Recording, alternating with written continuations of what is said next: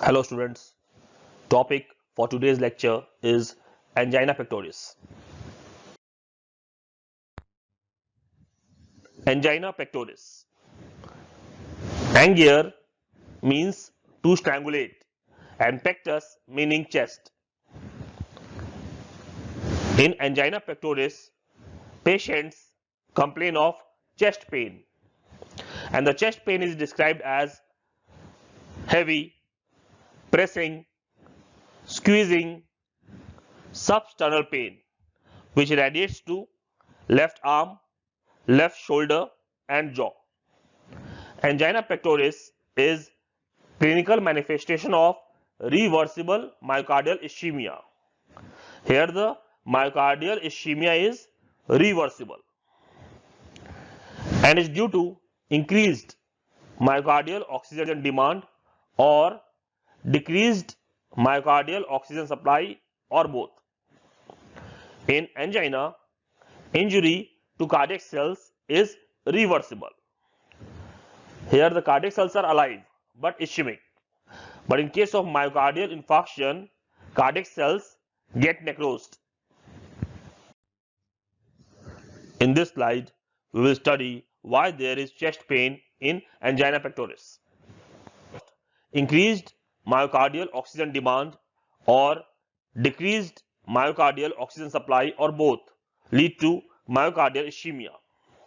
Myocardial ischemia in angina pectoris is reversible. In case of angina pectoris, cardiac cells are alive but ischemic. They are starving for oxygen.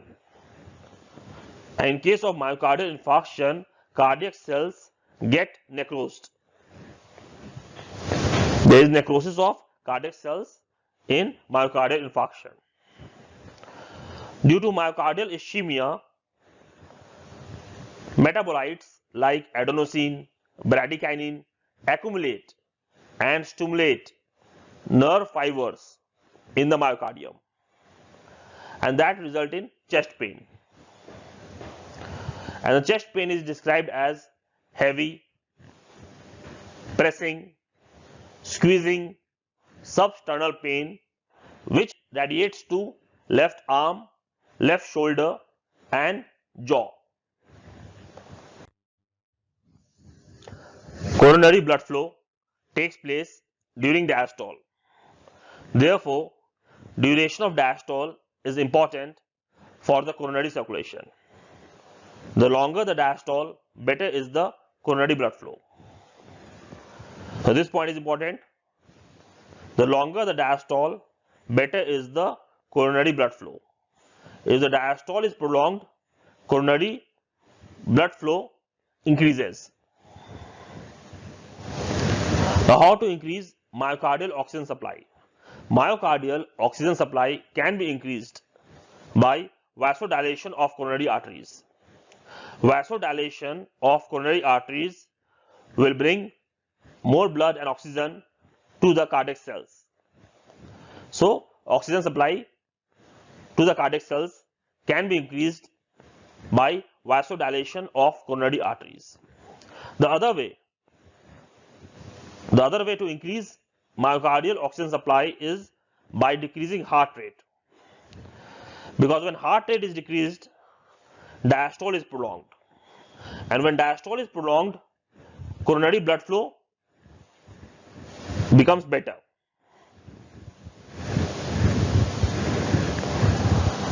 So, by decreasing heart rate, diastole is prolonged and coronary circulation increases. Diastole is increased when heart rate is decreased. Myocardial oxygen demand can be decreased by decrease in preload, decrease in afterload and decrease in heart rate. Myocardial ischemia in case of angina pectoris. Myocardial ischemia in case of angina pectoris is reversible. Here, injury to cardiac cells is reversible. Cardiac cells are alive but ischemic. Examples of myocardial ischemia are subendocardial ischemia and transmural ischemia. Subendocardial ischemia is seen in case of stable angina and also seen in case of unstable angina. Transmural ischemia is seen in case of Prinzmetal angina. Stable angina, unstable angina, and Prinzmetal angina are the three types of angina pectoris. Subendocardial ischemia and transmural ischemia are examples of myocardial ischemia. Subendocardial ischemia. Due to subendocardial ischemia seen in case of stable angina, there is ST segment depression on ECG. ST segment depression on ECG is also seen in case of unstable angina and is due to subendocardial ischemia. Transmural ischemia. Due to transmural ischemia seen in case of Prinzmetal angina, there is ST segment elevation on ECG. ECG, if there is ST segment depression, then it might be stable angina or unstable angina. And on ECG, if there is ST segment elevation, then it indicates Prinzmetal angina.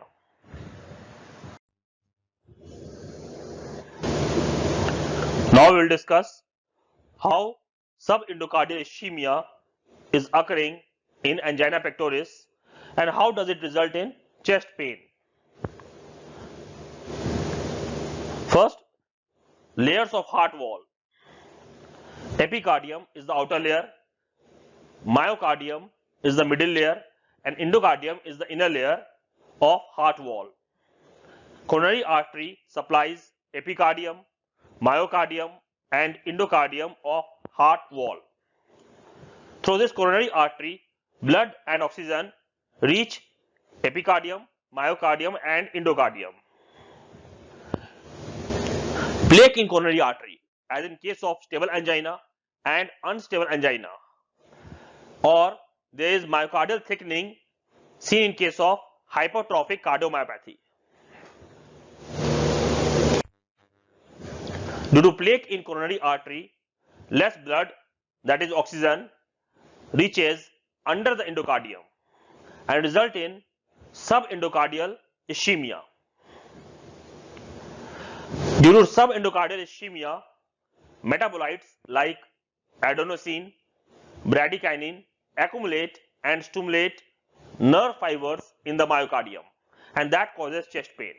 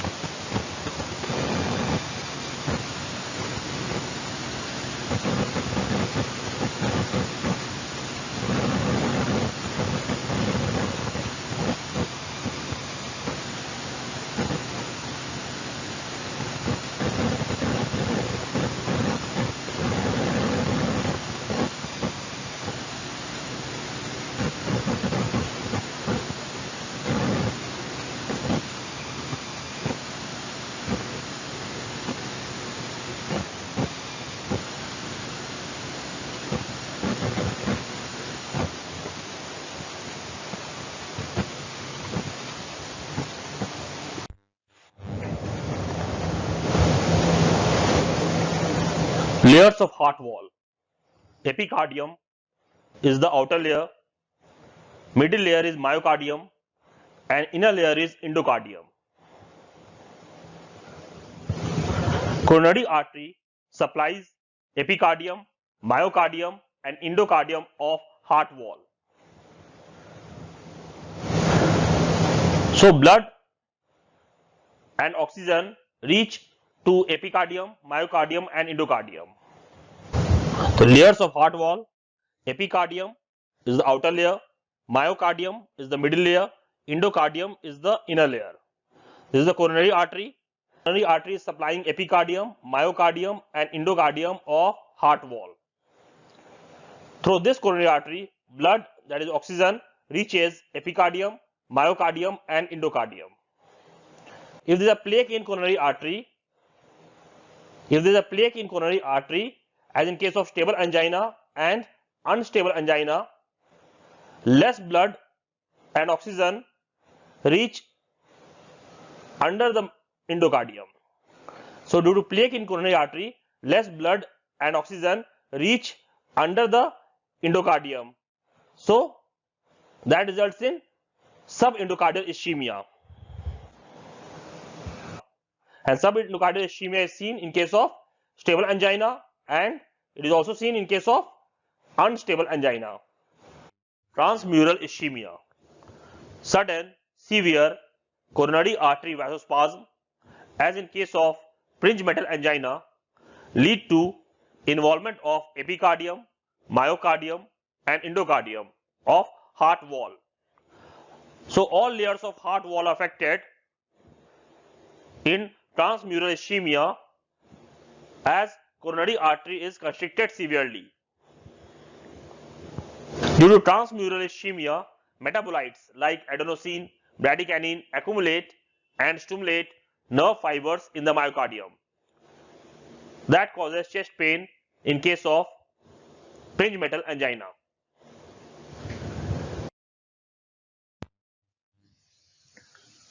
Types of angina.